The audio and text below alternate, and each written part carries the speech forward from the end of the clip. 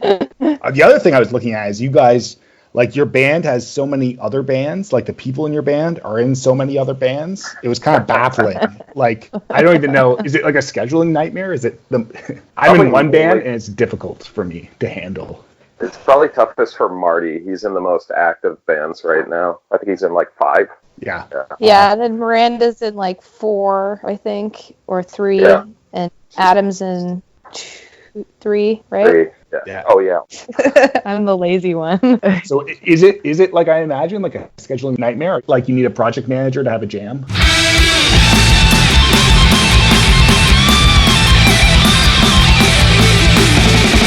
Cool. Okay, so we'll start with Young Widow's Easy Pain.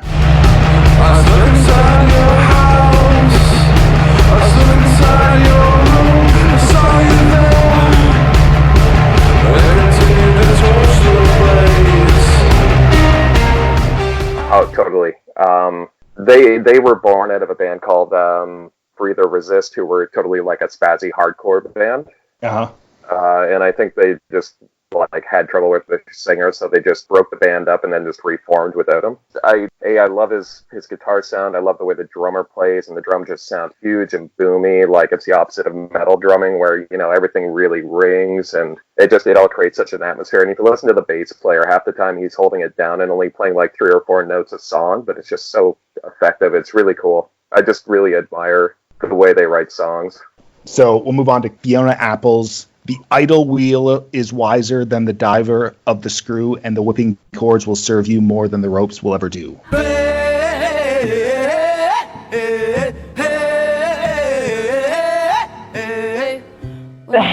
So what do you like about this album? I hadn't really... Yeah, the name. It's just, I like long, weird names. This album, I think, has some... I'm pretty sure she wrote this after one of her major breakups, because it's so scathing. Lyrically, I think she just weaves a visual tapestry when you listen to her music. Like you're in the bar where the guy like dropped her heart into 1,000 pieces and forced her into this like rageful reaction that she's watching third party outside herself. Like the idea of being able to write from a point of view 3 times removed and still give you a full narrative of the story is brilliant. She's also, from like a technical competency in terms of writing, her piano work is really, really difficult. And her timing signatures are really difficult. And I love a good old weird time signature. So this album I felt, especially because she didn't really put any bangers on there. There was no like pop song that came off this album. They were all very much like her OG piano world. Because I was going to ask, I kind of sampled it a bit. I don't listen to Fiona Apple a ton, but so many heavy metal bands and just heavy bands in general kind of like cite her as an influence, and in a way that I don't hear like Ben Folds or Elton John being cited. And I was going to ask you guys why that is. Yeah, I think for me, it's just, I hate to say she's like the antithesis of punk, but she just doesn't give a shit. She's making the music she wants to make, and she's saying the shit she wants to say. And it's not to like get her punk points, it's not to be making music that her, the people are going to open up the pit to. She's making it because she wants to make it. And there's something about that ethos that really resonates with me as somebody who always feels very much on the outside of the metal community, but still will like get up and go and do it because I want to say what I want to say too. So I guess it's just an identification thing. I identify with her, like I identify with her music making style. All right, moving on then. So we'll go to one of Adam's choices. So Killing Joke, Nighttime.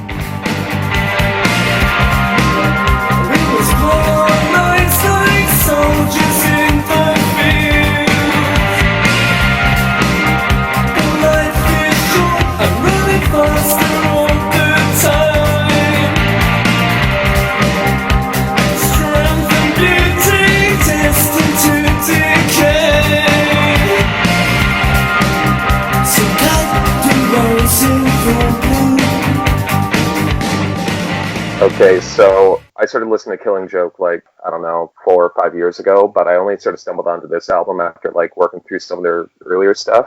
And let's just say it's been like my Spotify top album of the last 2 years. Yeah. I've been obsessively listening to it. It's weird. It's spooky. It's dancey. It's like pretty gothy, but just like it's such a nice blend of it. It really pops for me more than like most albums of that era that do the same thing. Like, you know, and I might get shit for this, but like I put this above like, you know, Susie and the Banshees and Bajas and like some of those like really pivotal like goth bands of the era, but I think they just nailed it. Like, I feel like everybody's heard Love Like Blood before, whether they know it or not, but just the mix of everything, like great vocalist, lyricist, the guitar player is just amazing, and the drummer just like makes everything, even the spookier tracks, just sound like really dancey, but then it's got some good like sort of post-punk bangers on it too. Any of the tracks you like to give a shout out to, like any standouts? You know what, like every few months I have a new favorite track off the album, and I really do listen to this album like every week. Multitudes is probably my favorite right now. Saying that, I honestly, and like it's probably the case with like just about every album we're going to talk about today, but like I don't think there's a bad song on the whole thing. There's like some punkier stuff like 80s and Nighttime, Kings and Queens, and then like some like spooky gothy stuff and some heavier tunes, and it runs the gamut of like what was sort of going on and what that band had done, but like it's like their older stuff with a pop band, and it's awesome. I love it. Okay, moving on to one of Kirsten's choices. Cult Leader, Lightless Walk.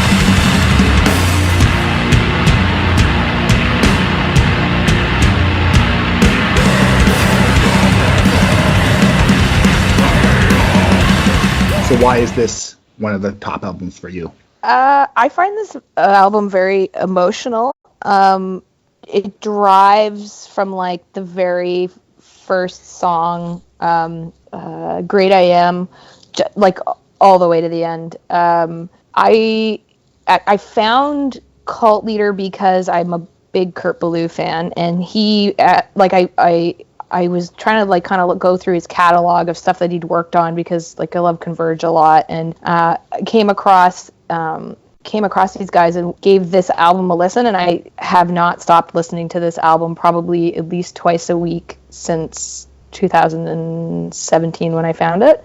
Mm-hmm. There's something about the pain in I don't know if it's attached to a lot of different like painful moments in my life too, where like you want to go into that deep emotional dark space and you need some music to get you there, and this album gets me there every single time. I get fired and angry and raged, and it's not so much lyrical, it's just the driving nature of them and them as a band. And like, so Cult Leaders is a second band of Gaza, so similar situation, like instead of dealing with their lead singer, they just sort of dropped him and changed the band and kept going. Mm-hmm. And Gaza never really touched me the same way as Cult Leader does, and I don't know if it's like they are kind of having to prove themselves, because Gaza was such a big shadow to come out from underneath of, and I just think this album released them of that shadow. Like every song is perfect to me. Yeah. It was an intense listen, I thought. Yeah. It felt relentless to me. Yeah. That's how it feels on the inside every day, Cam. Yeah. Yeah. Okay, next choice is Dead in the Dirt, The Blind Hole.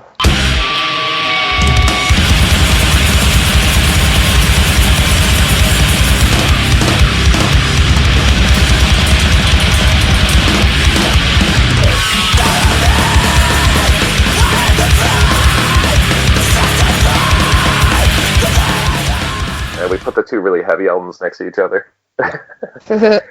This one, like, I felt like I did need to pick something heavy, and this one, I was playing in another band, and I was on tour in the States. We were playing with this band, Mika's Murder, who are awesome, and people should check out. And their guitar player showed me this band. We were driving in the van one day, and it just fucking floored me. It's nothing like really crazy or new. It's like just really nasty sort of grind. But it's like I don't remember how long the album is. It's like 20 or 30 minutes. There's like so many songs, and it just feels like there's no breath between any of the songs. They just like roll right into each other. There's tracks that are just like blazing fast that just like, you know, get me so pumped, and they'll transition into something that's like moving at a crawl, and it's still somehow just as heavy and nasty. And it's just, I don't know, like if I'm going to play like really heavy music, I want it to just sound gross like that. I really like that. One thing that's always a challenge with these type of albums to me is like how does it differentiate itself from like the classic Napalm Death and Terrorizer albums, and even like the Nails albums or like the newer ones, like because they kind of all do sound the same sometimes to me. So how does this one stand out? I think this one's good at playing with whatever dynamics are really available in, like, you know, some of the extreme genres. The second track is like just once again blazing fast, just like blast beats and like grindy without taking a breath. It transitions into the third song with a slow like drum roll and just like this like really slow beat and just like feedback and bass. It's something that you don't hear like, you know, maybe Napalm Death do quite as much, or like some of those other like classic grind bands. They're just like, they play with the dynamics they have. There's a couple of like sort of interlude tracks, samples, like they're just pulling like all the tricks they can out of the bag. I feel like those other three bands you mentioned, like they, while are, you know, canonized bands within that genre, they did a lot of the same stuff kind of over and over again. And like whether it's because, you know, they're on the label they're on and they can't do that, or it's not interesting to them, they just don't have that same dynamic range. And like Dead in the Dirt has that dynamic range. The first three songs are 1 minute and 30 seconds. That's, who would think of that? And like who would have the chutzpah to like write and just the confidence behind writing a 33-second song? Like that is what I like. That is why I think this band is so different than those three other bands. Yeah. Okay, the final album, I think. Yeah. Lingua Ignota, All Bitches Die. Please, my dear, don't kill me here. I'm prepared to die. So what's special about this one? So we became band buds with this band called Vile Creature, and they were like kind of my first intro into two-piece live doom, at least. And I found myself like really craving long, doomy, you know, queer-centric, aggressive music. And my buddy Mike Crosley kind of knew I was out on the lookout for that stuff. And he sent me this album, and I must have listened to it on repeat for like 4 hours a day for 2 weeks, because I was so impressed by the range of her voice. I was so impressed that she made and sampled and created all this work herself.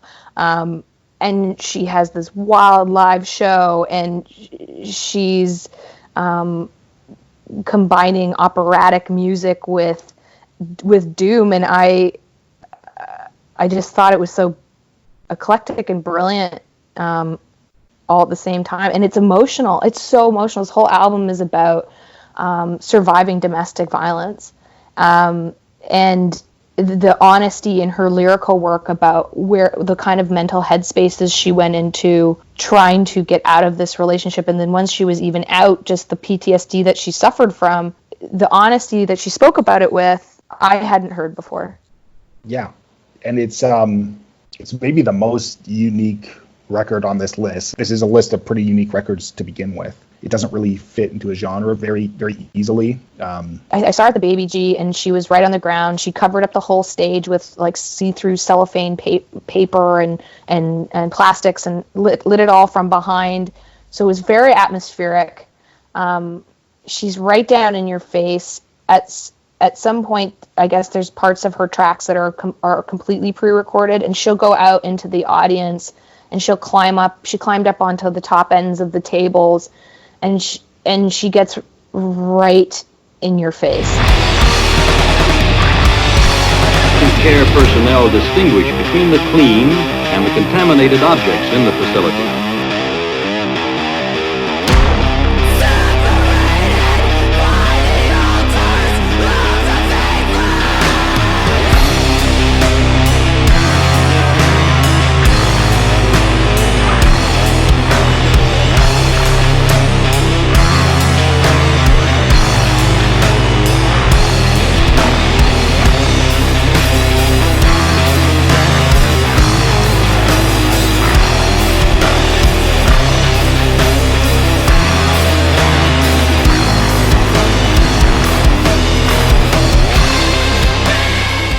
right. So that's the list. We could go on and maybe talk about your band now, LILIM. Maybe just first question, like, how would you describe the band? What's the band about? Yeah, sure. This band is a feminist metal hardcore band, and we started kind of out of what I felt was like a bit of a hole for heavier emotional music, and I wanted to fill it. So we write everything from the pit bangers to the slow cathartic sad songs to some blast beats, and really as a band we just try to make what we want to make and what is exciting for us. So we don't always fit on bills so super well because we kind of are all over the place, but that's sort of the thing I'm like maybe the most proud of, is just how diverse we get to be, and that we also still get to be really heavy, because that to me is the most emotional music. So looking through the albums you guys listed off, I noticed the albums themselves were really diverse from each other, but also the bands themselves had a lot of diversity within them. Can you talk about why that's important to you? I have the attention span of like a gnat, so for me it's just like I'm not probably going to be able to sit through 6 albums that all sound the same. So when I'm finding myself surprised or overwhelmed, which we talked about earlier, I'll keep coming back. So that diversity is really important to me. Plus, it's a lot more interesting. Yeah. How does it affect your band, like in your writing? We take forever because we are constantly like working and reworking and playing. Like we just play.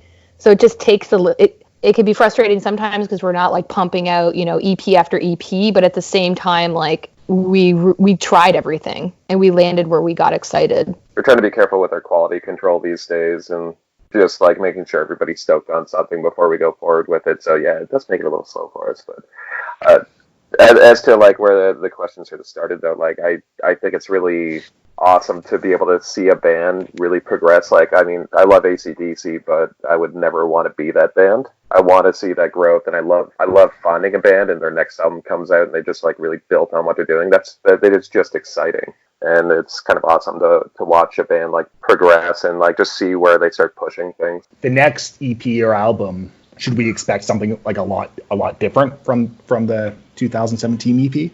Yep. Oh yeah. It's in the can. Yeah. It's all done? You guys know any spoilers, or is it all secrets?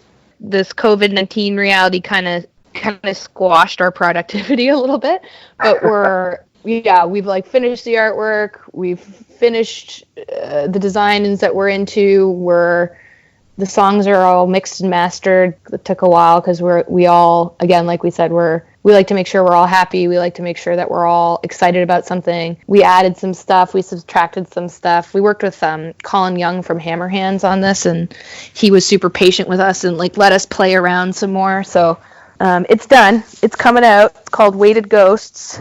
No secrets though. Like we're trying to find a label right now, or hoping to find a label for it. I was gonna say, but yeah, to answer your question, it sounds very different than the last album. If you could describe the way it sounds different, could you? Yeah, I mean, technically it's a lot more of a proficient album. It sounds heavier. We have a lot more interesting changes and technical work that I've always wanted to have on an album. Every song is different. Yeah, and I'm definitely like the newest member of the band, so I don't want to go too far. But I think it's gotten like a little more heavy and a little more aggressive than the previous work. And yeah, it's touching on some different sort of genres, or like subgenres of like metal and hardcore. I won't even go down that rabbit hole. But really stoked on it. I mean, when I joined the band, this wasn't the music I expected to write, so I'm really excited for people to hear it. And I don't know, more than anything, excited to get back out and play some shows whenever we're able to.